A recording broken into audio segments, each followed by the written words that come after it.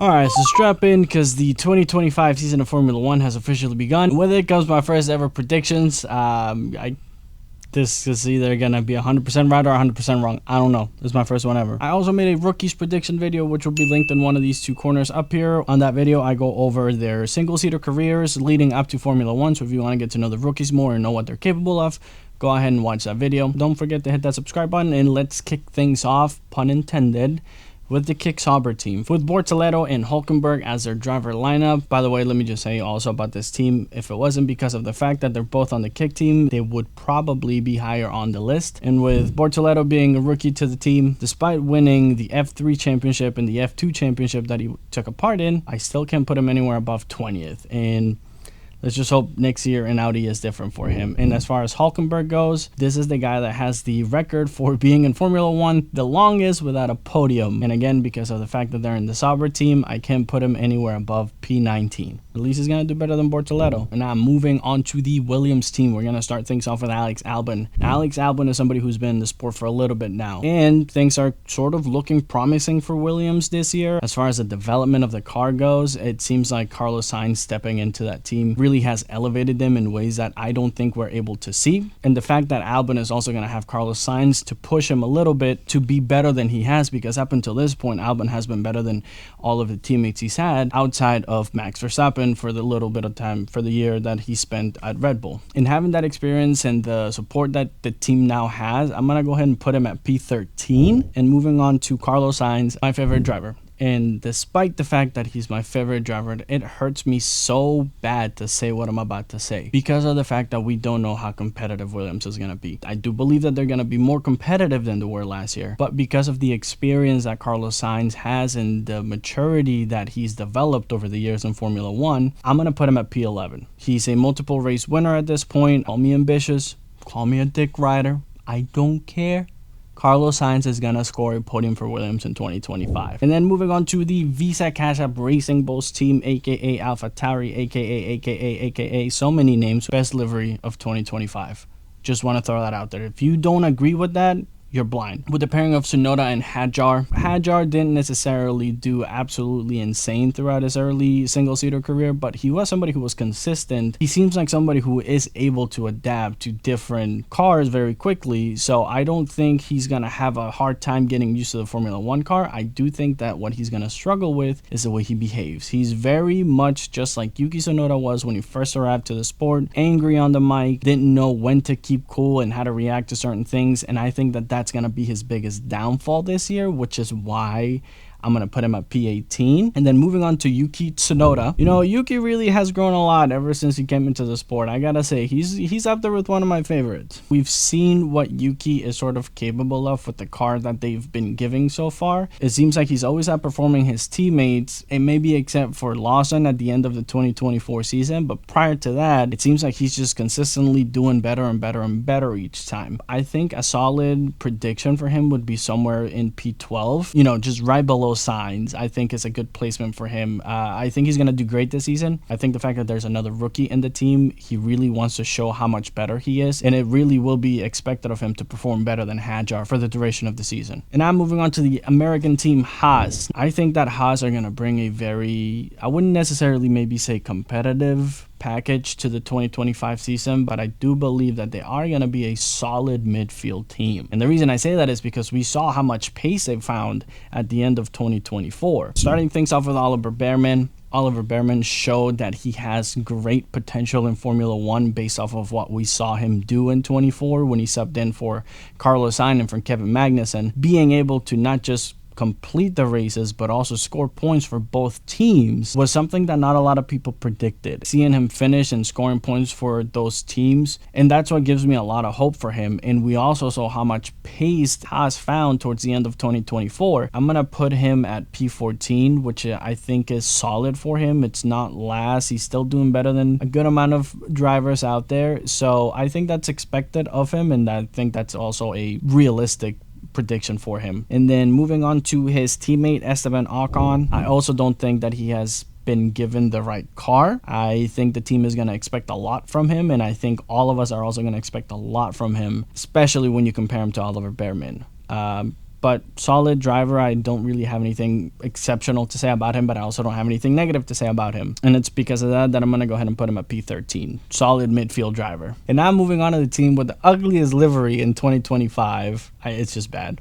I don't know. Alpine. And for Alpine, we're going to be seeing the pairing of Jack Doohan along with Pierre Gasly. We'll go ahead and start things off with Doohan. There's a lot of speculation with his contract as far as to how many races it actually covers. For Alpine, it was between Jack Doohan and Mick Schumacher. And Jack Doohan and Mick Schumacher did compete in a private session where Jack Doohan came out on top. And that is why he was able to get the seat for the 2025 season. But that was before you threw Colapinto in the mix. And I think Colapinto is really the unknown variable here that makes me feel not so confident about placing him. But other than the fact that he's a solid competitor, and once he is in the sport for a while, he really seems to adjust very well. For his rookie year, I'm going to put him at P16. And again, that's assuming he makes it past 5 races. We'll just have to wait and see for that one. His partner, though, Pierre Gasly. Now, Pierre Gasly is somebody who I think is slept on a lot, and not a lot of people necessarily believe in him and what he's able to do. We've seen him do some crazy things. He's won at least one race before. The one thing that you cannot oversee about him is the fact that he didn't crash the car a single time in 2024, making him what I consider to be the most valuable driver that entire season because of what he was able to give back to the team as far as monetary value goes. With that, I'm going to put him inside the top 10. I think he's going to do solid this season. I think he's really starting to come into his own. He's going to be leading the team as far as the drivers go, and I can't wait to see what he does. We're halfway there. This is the part where I tell you to subscribe to the channel, so subscribe to the channel. And I'm moving on to Aston Martin. Aston Martin have said that their main focus is not 2025. We'll start things off with Alonso, the man that I still think can win a world championship before he retires. And maybe they're not going to have the strongest beginning to a season, but I do believe that they're going to find some true pace at the end of the season. Alonso is somebody who's always performed regardless of the car that he is giving. You know, not podium performances, but he really does put it all out there on the line. And with the fact that they have Adrian Newey, Andy Cowell, and everything that they're adding to the team beginning 2025, I can with confidence put him at P7. I think that towards the end of the year, they're going to find a lot of pace, and Fernando Alonso is going to do a lot of great things, and that's really going to put him up there inside of the top 10. Can't say the same for his counterpart, Lance Stroll. You know, I really don't like to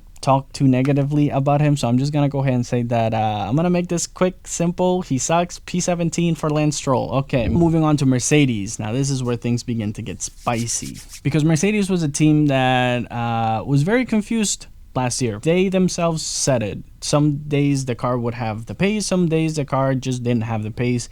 It made no sense. They didn't understand it. We didn't understand it. We want some goddamn answers. Showed us last year that he is able to compete and win races. Despite being disqualified from that win in Spa because the car was underweight, he still showed what he's capable of. And now he's really truly coming into his own, despite the fact that he is the biggest baby of the grid. They have also mentioned before that 2025 isn't necessarily their goal, but 2026. I do still think that Mercedes is going to have decent pace this year. And because of what we saw him do last year, I think P6 is confident. I think P6 is solid for him. And then Toto Wolff's golden egg, golden child, golden goose, golden whatever, Kimi Antonelli. And I went over this in the video that I did about the rookie predictions a couple weeks back. Kimi Antonelli was somebody who I didn't see the hype behind, but now I do. Out of 7 championships that he participated in prior to his debut in Formula 1, he won 5 of them. That is impressive. He skipped Formula 3. I think he's going to be strong.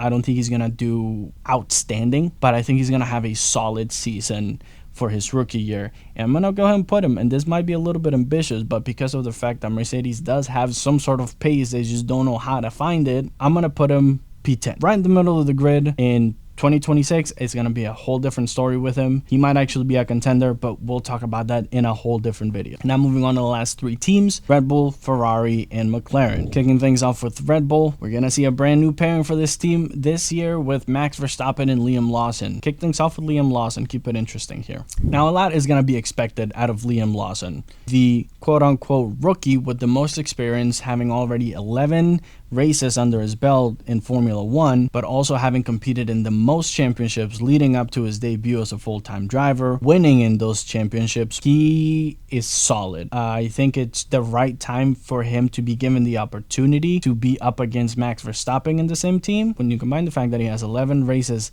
under his belt in Formula 1 and all that experience, he will be expected to perform, and I think a realistic placement for him, I just lost his name on the list, 8th. Realistically, he's going to do well. He's still going to be within the top 10, but he's not going to be better than Max or any of the other top teams out there. So P8, solid. I think he's going to be able to accomplish that.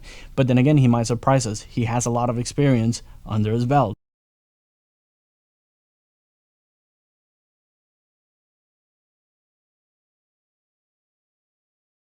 Before we move on to the last 4 drivers, Hamilton, Leclerc, Norris, and Piastri, really good drivers. I want you guys to tell me who you think is going to win the championship right now before I say anything. Because when I say what I'm going to say, I don't want you to take that away from me and tell me that you said it first. Moving on to Forza Ferrari, my favorite team. Wow, is very nice. All jokes aside, moving on to Ferrari. The most anticipated driving pairing that I think we have ever seen, at least in a very long time in Formula 1. We get to see Lewis Hamilton in red for the first time. Now, we'll start things off with Charles. Charles had a phenomenal 2022 year. He had a phenomenal 2024 year. It came down to the very last race between Ferrari and McLaren for the Constructors' Championship. Ferrari had a very strong car last year, and I think they're going to bring in an even stronger car this year. Don't think he's going to do better than Hamilton. I think he's going to be a multiple race winner next year, don't get me wrong, but I don't think he's going to win the whole thing. I think he's going to place 3rd. He's going to be disappointed, and I think 26 is the year when he comes back and wins it. But Lewis Hamilton, on the other hand, he's going to win. I am putting Lewis Hamilton to win the Drivers' Championship. He has everything that he wants. He has the drive. He has the hunger for it. He said it in multiple interviews that him being in Ferrari almost feels like being back in Formula 1 for the first time again. And for somebody who's won 7 world titles, be 40 years old and find that passion again with Ferrari, having the team that they have, it is not crazy to say that Lewis Hamilton wins the Drivers' Championship and Ferrari win the Constructors' Championship. If they don't win the Constructors' Championship, I do believe that at least Lewis Hamilton wins the Drivers. And that's all I'm going to say on it. And now moving on to the last team, McLaren, with Norris and Piastri. Phenomenal job for McLaren in 2024. Outstanding. I do still think that they need to figure out what the fuck papaya rules are, because I don't even think that they know what it is. But we'll start things off with Norris, who was really the second contender for the 24 championship. I think he's going to have a strong season. I don't think he's going to be as strong as he was in 24, which is why I'm going to put him in P4. And the reason why is because he sort of had his shot, and I think McLaren will take that into consideration as far as who they're going to favor it, at what point they're going to favor it, that driver. I think that Piastri is going to be the one to get that sort of priority when it comes to strategies and whatnot. But I could be wrong. Norris might be a contender at one point. He might not be the contender throughout the entire season, though. So I'm going to put him at P4. In Piastri, I think this is going to be a Lewis Hamilton versus Oscar Piastri season. Sort of going back on what I said before about Lando having his shot at the Drivers' Championship last year. I think McLaren are going to take that into consideration. And if Piastri is able to get that lead in points, he's going to have an even stronger case to tell a team like, hey, yes, we helped them all of last year. Help me this year. I'm clearly showing more pace, clearly showing that I'm ready for it. Prioritize me for a little bit. Let's see how it goes. And I think it's going to be him versus Lewis Hamilton most of the season, if not all of the season. Wow, okay, well,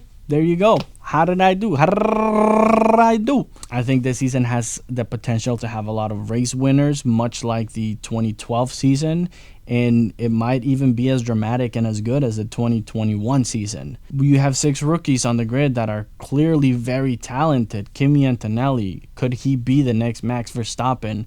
Oliver Behrman showed a lot of consistency. What is he really capable of? There's just so many questions and not enough time to ask them. But if you enjoyed the video, don't forget to subscribe, like the video, leave a comment down below as to who you think is going to win this year's Constructors' Championship. With that said, box. It's time for me to go to bed because I have to work 16 hours tomorrow. Okay, bye.